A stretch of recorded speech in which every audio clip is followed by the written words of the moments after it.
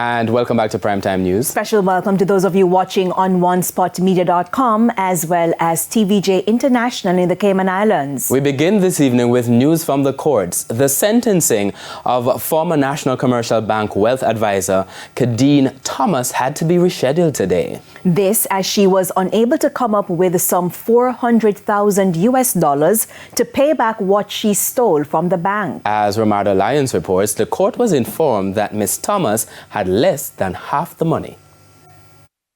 $300,000 short in restitution. That's why the sentencing for former National Commercial Bank wealth advisor Kadeen Thomas was rescheduled. Ms. Thomas had pleaded guilty to stealing $74.5 million from customers. Her attorney, Matthew Hyatt, had requested 8 months for her to make restitution, but the judge gave her until June. June came, and the full sum of money stolen did not. We had made a promise on the last occasion at court that restitution would have been made by today. We are in a position where we have partial restitution. However, the judge indicated that she wants restitution to be made firstly before sentence can be continued with. The prosecution contended that Ms. Thomas transferred money from 3 customers' accounts between May 21, 2019 and December 20, 2022. It's reported that she stole $256,000 between May 2019 and December 2022, $37,000 between June 2021 and December 2022, and $113,000 between January 2020 and October 2022.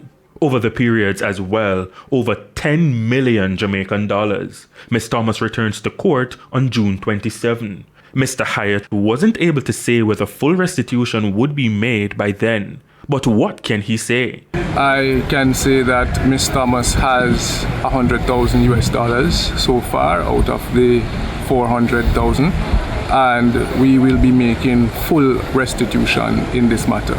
Mr. Hyatt says the court was asked to consider a suspended sentence, given Ms. Thomas's guilty plea to 31 counts of uttering forged documents and 3 counts of larceny. Some may argue that it wouldn't send a strong message. Mr. Hyatt stresses, one must be reminded that a suspended sentence is still a form of custodial sentence, and the judge ultimately will look at the circumstances of the case and then decide what sentence is the most appropriate in these circumstances. Another point, she has pleaded guilty at the first reasonable opportunity, and she is remorseful for her actions. She has taken responsibility for her actions, and of course the court will take that into consideration in determining what sentence to handle.